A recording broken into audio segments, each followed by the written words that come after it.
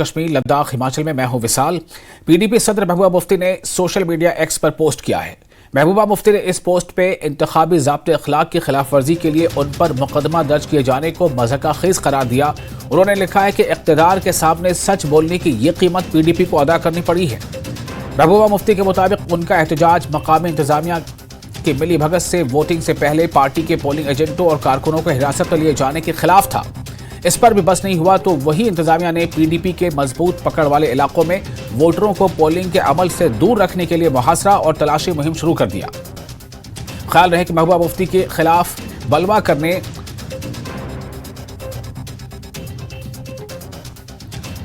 समेत मुख्तलिफ दफात के तहत मुकदमा दर्ज किया गया है।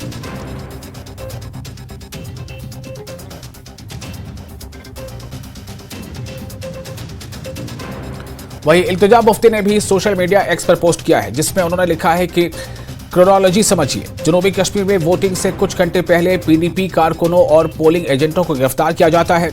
फिर अनंतनाग में पीडीपी के गढ़ तस्वुर किए जाने वाले इलाकों में रात भर तलाशी मुहिम चलाई जाती है। उन्होंने साथ ही लिखा कि महबूबा मुफ्ती मरकज के खिलाफ एहतजाज करती हैं, जिसके बाद उनके खिलाफ इंतखाबी ज़ाब्ते अखलाक की खिलाफ वर्जी करने के इल्जाम में मुकदमा दर्ज किया जाता है।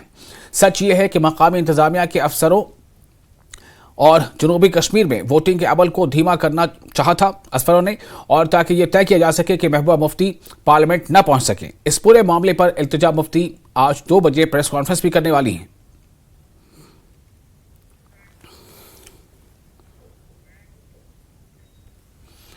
आगे बढ़ते करनाल कुपवाड़ा में एक खातून का मुबैना तौर पर कत्ल किया गया है। लवाहिकीन ने इसके शौहर पर कत्ल करने का इल्जाम लगाया है। इस बीच पुलिस ने इस सिलसिले में एफआईआर दर्ज करके तहकीकात शुरू कर दी है।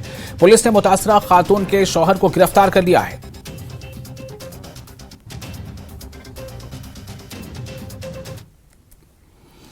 और देवली गांव में बीती रात साबिक सरपंच पर हमला किया गया, जिसमें सरपंच समेत उनके परिवार के 5 अफराद जख्मी हो गए। जख्मियों को इलाज के लिए government medical college Jammu refer किया गया है। सरपंच के मुताबिक पड़ोसी से किसी बात को लेकर कहासुनी हुई थी, जिसके बाद देर रात पड़ोसियों के साथ मिलकर कुछ नामालूम लोगों ने उन पर हमला कर दिया।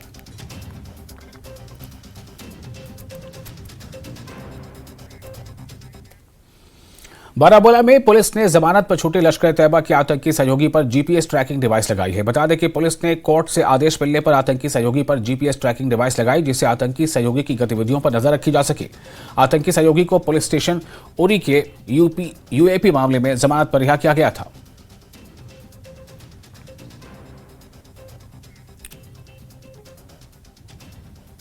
श्री अमरनाथ यात्रा के शुरू होने से पहले नाशरी से बानिहाल तक जम्मू श्रीनगर कौमी शाहराह की कई मकामात पर खराब हालत को ठीक करने और दीगर इंतजामात का जायजा लेने के लिए सरकारी हुकाम की एक आला सतही टीम ने बानिहाल का दौरा किया। Deputy inspector general of traffic police Jammu doctor Haseeb Mughal, deputy commissioner Ramban Basirul Haq Chaudhary, SSP Ramban Anuj Kumar, SSP traffic Rohit Paskotra, additional deputy commissioner Ramban Varun Chanak authority के हुकाम शामिल थे। टीम ने आइंदा महीने से शुरू होने वाली श्री अमरनाथ यात्रा समेत हजारों आम मुसाफिरों, कश्मीर आने वाले सयाहों और इमरजेंसी सर्विसेज वाली गाड़ियों की आमदोरफ्त को नाशरी और बानिहाल के दरमियान बगैर किसी खलल के चलाए रखने के हवाले से अहम अमूरात पर तबादला ख्याल किया। आज हमारा विजिट था यहाँ पे, जो कंबाइंड हमारी पूरी टीम थी जो है उसका विजिट था। उसका मेन मकसद हमारा यही था कि सबसे पहले कि हम जो हमारी जो ट्रैफिक चलेगी उसका जो मूवमेंट होगा वो बहुत आसानी से इजीली से हो जाए। और जो हमने जितना भी पूरा ट्रैफिक का जो देखा है, जो नाशरी से लेकर बनिहाल तक जो हमने देखा है, उसमें कुछ पॉइंट्स हैं जो वल्नरेबल पॉइंट हैं, जो हमने जो है ज्वाइंटली इंस्पेक्ट भी किए हैं। उनमें मरम्मत की ज़रूरत है, उसको भी जो है यात्रा चलने से पहले हम उसको जो है वो ठीक कर देंगे, सो दैट के ट्रैफिक जो है वो स्मूथ हो जाए। दूसरा जो हमारा पॉइंट था कि जो यहाँ पे आने वाले एरिया में जैसे बनिहाल का बाजार है, जैसे आपने देखा कि यहाँ पे राइडिंग सरफेस कुछ ज़्यादा ठीक नहीं है, तो उसको भी जो है उस राइडिंग सरफेस को हम जो है वो बीटी करवाएंगे, उसमें बीआरओ की बीटिंग करेगी। प्लस जो हमारे ये जितने भी वल्नरेबल पॉइंट है, लगभग अगर हम नंबर ऑफ पॉइंट्स की बात करें तो मेजरली ब्रॉडली जो डिवाइडेड पॉइंट है हमारे, वो लगभग 16-17 पॉइंट के करीब है। डोडा जिले के भलीसा में 3 साल से बंद पड़ी सड़क को कल खोला गया। मुख्तलिफ मांगों को लेकर इस सड़क को लोगों ने बंद किया था। गंडो इंतजामिया की कोशिशों के बाद इस सड़क को खोला गया। धर्मेरा को कोटाटोप से जोड़ने वाली सड़क से बहुत सारे लोगों को फायदा होगा। सड़क बंद होने की वजह से मरीजों को अस्पताल पहुंचाने में इलाके के लोगों को परेशानियों का सामना करना पड़ता था।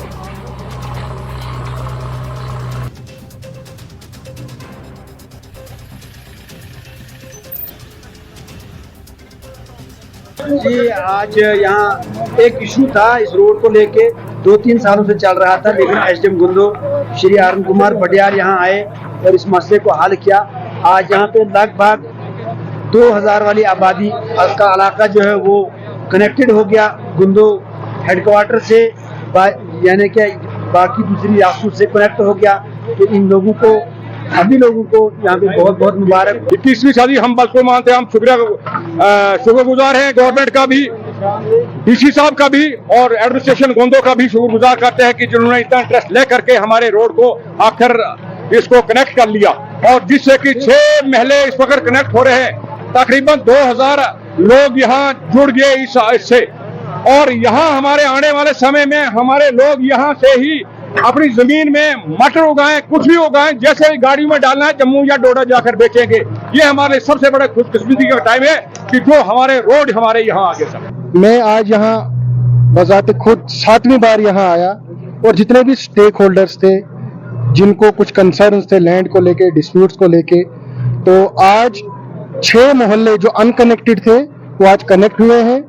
2000 लोग आज कनेक्ट हुए हैं। मैं इनको मुबारकबाद दूंगा, यहाँ के लोगों को, ओल्ड एज पर्सन को, स्पेशली एबल्ड लोगों को, वुमेन को स्पेशली, जो काफी ज्यादा दुश्वारियों का सामना करते थे, लेकिन आज जो आप इनके दिलों में खुशी देख रहे हैं और जो इनके मुस्कुराते हुए चेहरे दिख रहे हैं, ये इस चीज का प्रतीक है कि रोड कनेक्टिविटी जो है शहरक होती है, लाइफलाइन होती है डेवलपमेंट के लिए। द्रास पे खेला जाने वाला रिवायती हॉर्स पोलो और यहां पाए जाने वाले भूरे रंग के रीछ ने इसको बैनुल-अक़वामी सतह पर उजागर किया है। बेरोजगार नौजवानों को रोजगार पैदा होने की उम्मीद है। दुनिया की दूसरी सर्द तरीन जगह द्रास में मौसम सरमा में दर्जे हरारत -50 तक गिर जाता है। ये इलाका 6 माह तक बर्फ की सफेद चादर में लिपटा रहता है। यहाँ के कुछ रिवायती खेल और जंगली भूरे रंग के रीछ को देखने के लिए लोगों के आने से द्रास और मिचको वादी को काफी मकबूलियत हासिल हुई है। इस खेल और टूरिज्म के फरोग में यहाँ के एक मशहूर होटल का भी अहम रोल है। उन्होंने दर्जनों नौजवानों को रोजगार देने के साथ साथ इस खेल को फरोग देने में काफी अहम काम किया है। आजकल मुल्क बैरून मुल्क से भी लोग इस खेल और भूरे रंग के रीछ को देखने के लिए बिश्को वादी आते हैं। यह इलाका जंगली गुलेलाला के लिए भी मशहूर है, जो हर साल जुलाई में खिलते हैं।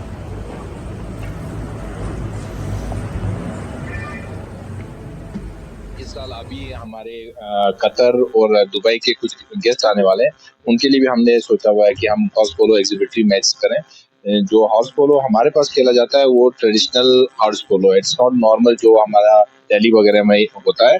ये मंगोलियन स्टाइल ट्रेडिशनल हॉर्स पोलो है जिसमें 6 प्लेयर्स खेलते हैं और काफी रफ गेम रहता है। तो इसी को प्रमोट करते हुए हमने पिछले साल ला पोलो मैगजीन है जो इसके एडिटर इन चीफ है उनको इधर बुलाया हुआ था। उनको बुला के उनकी मैगजीन में भी इसका प्रमोशन दिया था, जिसके अंदर हमारे उनकी एक दिल्ली ताज में एक सेरेमनी हुई थी। उस सेरेमनी में भी हमारे द्रास के 2-3 प्लेयर्स को उन लोगों ने रिकमेंडेशंस दिए हुए थे। और इसी को प्रमोट करते हुए हम फर्दर ये कर रहे हैं कि यहाँ पे हम एक कैंपिंग जैसा ऑर्गेनाइज कराने की सोच रहे हैं, जहाँ पे लोग आके समर्स में यहाँ पे हॉर्स पोलो और राइडिंग सीख पाए। तो उस पर वर्क चल रहा है अभी, वो दिल्ली में प्रमोशन वगैरह चल रही है, देखते हैं वो किस लेवल तक हम लोग उसको लेके जा पाएंगे। इसके एडिशन में अपने लेवल पे हम लोग यही ट्राई कर रहे हैं कि यूथ इन्वॉल्व हो जाए। जैसे पहले डिमिडोस की मेन टीम थी, अब डिमिडोस की एक जूनियर टीम भी आ रही है जिसमें जूनियर लड़के खेल रहे हैं, जिनको सीनियर्स के साथ मिक्सअप करके खिलवा रहे हैं, सो डेट कि वो भी धीरे धीरे प्रमोट हो जाए। तो इस तरह से ट्राई कर रहे हैं कि हॉर्स पोलो जो ट्रेडिशनल उसकी रिवाइवल के लिए काम कर रहे हैं। तो अब एडमिनिस्ट्रेशन और यूटी एडमिनिस्ट्रेशन की तरफ भी हम लोगों ने काफी इसको पुश किया था, जिसकी वजह से यहाँ पे एलजी कप हर साल होना स्टार्ट हो गया, तो उससे भी काफी हेल्प मिल रहा है। ओवरऑल ये एक जॉइंट एफर्ट है, हर किसी ने मिलकर करना है। यहाँ के लोकल लोगों को आना है, देखना है, सपोर्ट करना है, बच्चों को लेके आना है, सो वो लोग भी देखें और इस चीज को प्रमोट करें और रियलाइज करें कि ये स्पोर्ट है जो हमारा कल्चर का पार्ट है, इसको एज ए कल्चरल आइटम रखना है। और फिलहाल एक छोटा सा ब्रेक लेते हैं, ब्रेक के बाद खबरों का सिलसिला जारी रहेगा।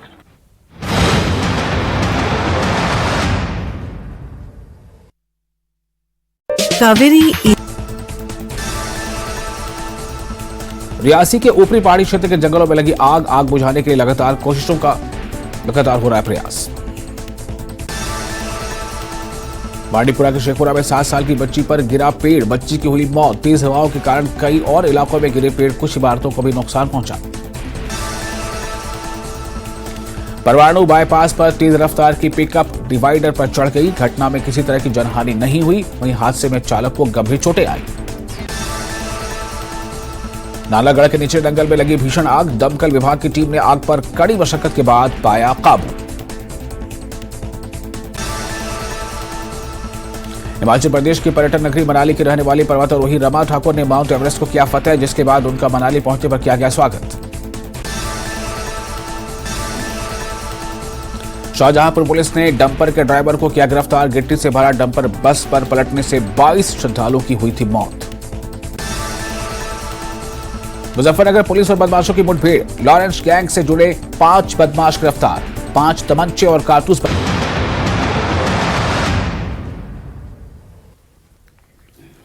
ब्रेक के बाद एक बार फिर आपका स्वागत है न्यूज 18 JKLH यानी जम्मू कश्मीर लद्दाख हिमाचल में। आप देख रहे हैं प्राइम नून एट 1। शेर कश्मीर स्पोर्ट्स स्टेडियम बांडीपुरा में कुछ महीने पहले इंडोर हॉल और नए पवेलियन का तामीराती काम शुरू किया गया। दोनों प्रोजेक्टों का काम कुछ महीने तक बंद रहा। चंद रोज पहले पवेलियन का तामीराती काम दोबारा शुरू हुआ है, तहम इंडोर हॉल का तामीराती काम दोबारा शुरू नहीं किया गया है। तामीराती काम के चलते स्टेडियम की फ्लड लाइट्स के तारों को नुकसान पहुंचा है। इस वजह से स्टेडियम में फ्लड लाइट्स में मैच मुनक्किद कराना नामुमकिन बन गया। स्पोर्ट्स से जुड़ी शख्सियात ने मुतालबा किया है कि इंडोर हॉल का तामीराती काम दोबारा शुरू किया जाए।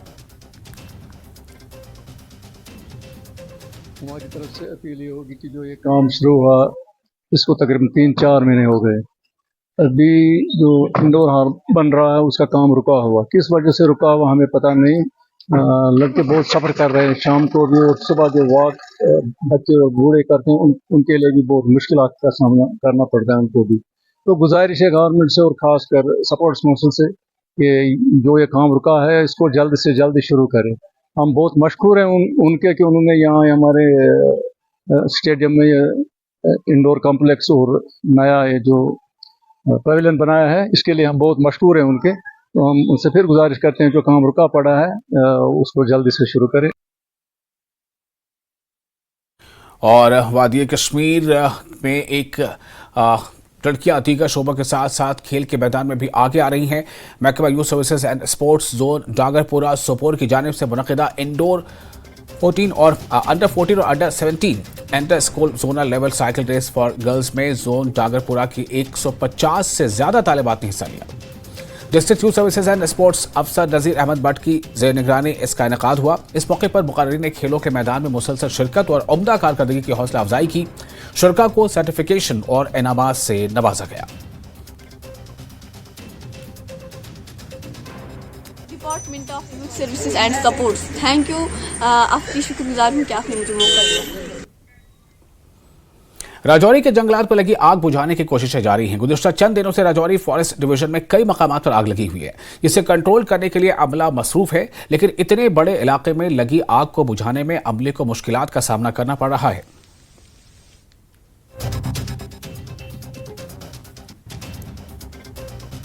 हमारा पीछे नगून वाली साइड हो गया, बुथूनी हो गया और अगराती नॉर्थ, मतलब कि यहाँ से पीछे वाली साइड आप ज़रा सा देख सकते हैं कैमरा घुमा के कि अभी तक आग जल रही है।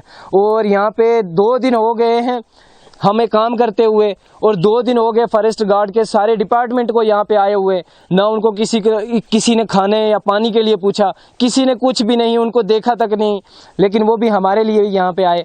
तो मैं यही कहना चाहता हूँ कि सबका ध्यान रखा जाए और जंगल का भी ध्यान रखा जाए। मैं लोगों से यही अपील करता हूँ कि जो लोग ऐसा काम करते हैं वो ऐसा ना करें। तो जो बच्चे ऐसा करते हैं, मैं उनके पेरेंट्स को भी ये कहना चाहता हूँ कि अपने बच्चों को समझाएं और उनको ये बात कहें कि इसी जंगल की वजह से हमारी सांसें आती हैं और इन्हीं जंगल की वजह से हम यहाँ पे आबाद हैं। ये आपकी जानकारी के लिए मैं आप बता दूं, ये जो एरिया है ये आपके साथ जो सामने देख रहे हैं ये सावनी है, जो सावनी विलेज है।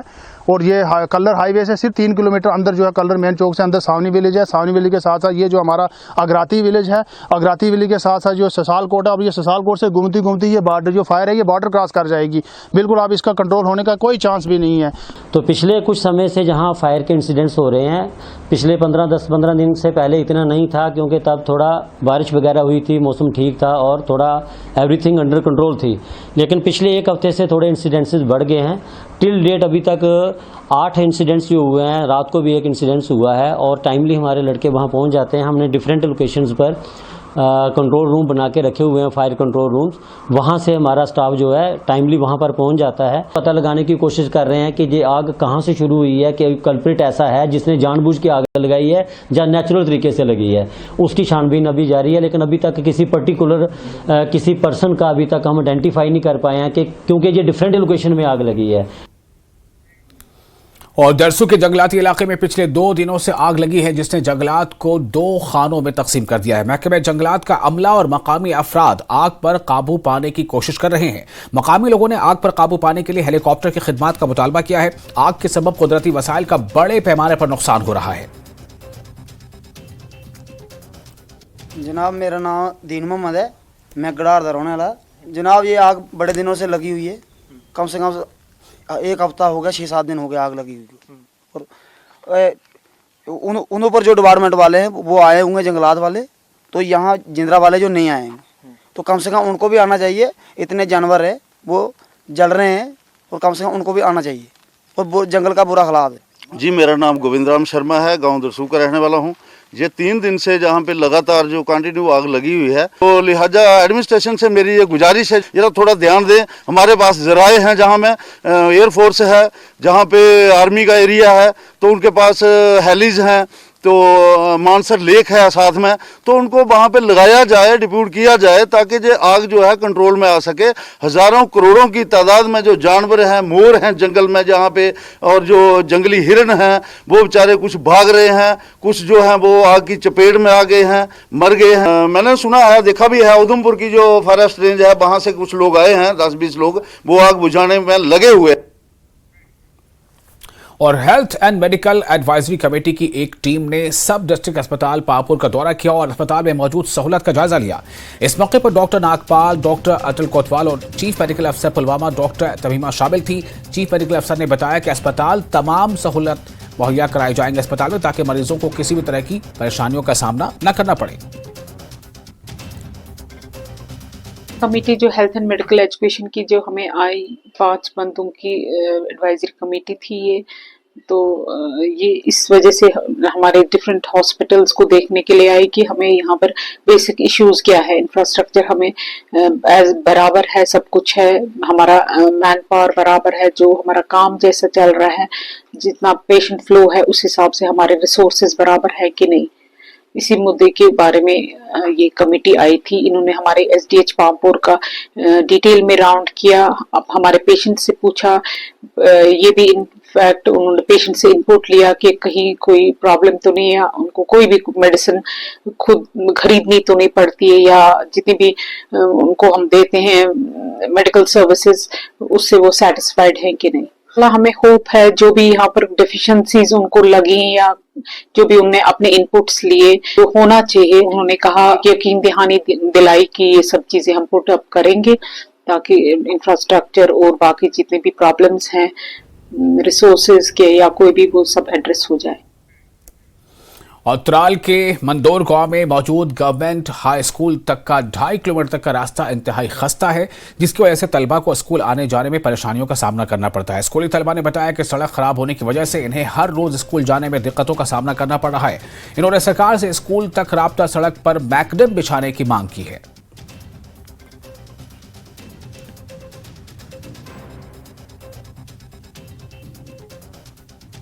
गुजारिश वक्त करने आ रहे हैं यहाँ पर कि जो रोड है बटनूर से लेके हमारे स्कूल तक जो बटनूर वाला रोड है वो बिल्कुल क्लियर है, बिल्कुल मैग्नेमाइज किया हुआ है।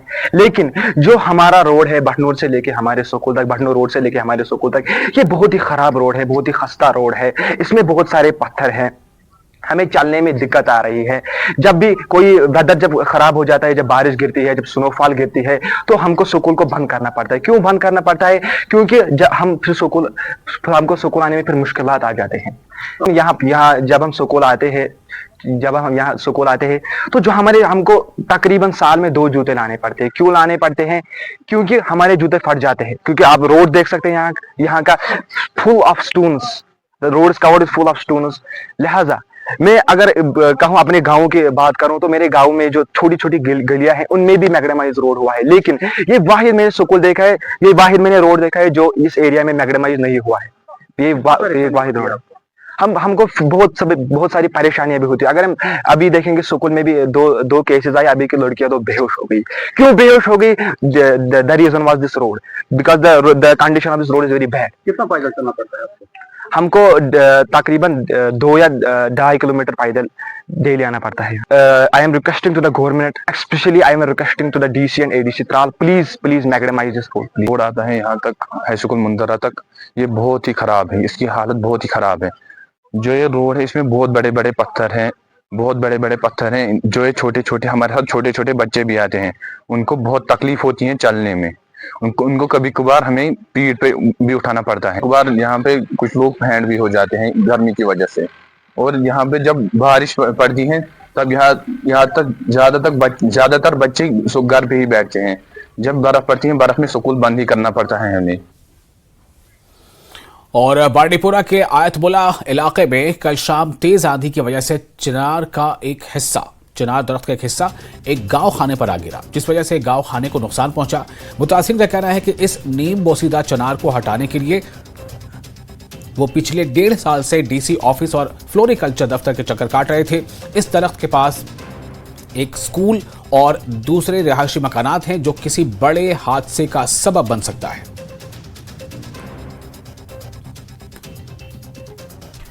लगभग 2 वरी 1.5 वरी गो मे पकान फाइल पे डीसी ऑफिस पे वनस ताम फ्लोरिकल्चर डायरेक्टर पेहान गांदरबल तस नश गोस बह लट मे गो पकान फाइल पे वन ताम गो कहीं सुनवाई। अम ब्रो फुट 2-3 लंग डैमेज गो तम सात स्कूल खतरा गुपन जाए पे रात नुकसान गो बच्चे तम सात नबर द्राम मुश्किल गो। और जम्मू में बढ़ती हुई दर्ज हरारत के दरमियान पीएचई महकमे के डेली वेजर्स ने 5 जून के बाद जम्मू में पानी की सप्लाई बंद करने का फैसला किया। पीएचई ने योमिया उजरत वालों ने जम्मू में एहतजाजी मुजाहरे किए और कहा कि लेफ्टिनेंट गवर्नर इंतजामिया ने इनके साथ किए गए वादों की बार बार खिलाफवर्जी की है, इसलिए अवाम के मसाइल के जिम्मेदार सिर्फ वही होंगे।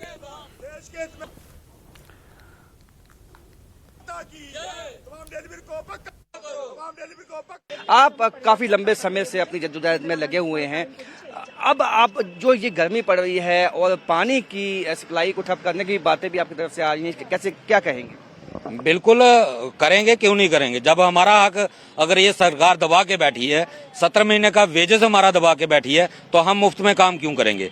जब देश का कानून सुप्रीम कोर्ट ऑफ इंडिया जब ये कह रही है कि ये लोग एलिजिबल हैं और वहां से जो लोग केस जीत के आ रहे हैं उनको एलजी साहब रेगुलराइज भी कर रहे हैं, तो फिर मैं ये पूछना चाहता हूं कि जो अधिकारी यहां लोगों के मसलों का हल करने के लिए बिठाए गए हैं, जिनको 3-3 लाख रुपए सरकार सैलरी दे रही है, वो लोग क्या काम कर रहे हैं। हम पिछले 2 सालों से ये लगातार डिमांड कर रहे हैं कि हमारी रेगुलाइजेशन कर दो, क्यों नहीं की जा रही। जब कोर्ट कर रही है और कोर्ट के आर्डर के बाद एलजी साहब सुपर न्यूमररी पोस्ट क्रिएट करके उनको रेगुलराइज कर रहे हैं, तो हमने कौन सा जुल्म किया है। और अगर हमें पानी की, हमारे स्ट्राइक पे जाने से पानी की सप्लाई बाधित होती है, तो उसके लिए एलजी साहब जिम्मेदार रहेंगे, क्योंकि काम वो नहीं कर रहे, हम तो अपना काम कर रहे हैं। आपके जो विभाग के जो चीफ इंजीनियर हैं, आपने उनसे बात की होगी, वो आपकी बात सामने रखेंगे, तो आम लोग जो हैं उनको जो मुश्किलें आएंगी, उसके लिए आपको लगता है आपके जो सीनियर ऑफिशियल्स हैं वो कहीं ना कहीं आपका मुद्दा नहीं उठा पा रहे सही?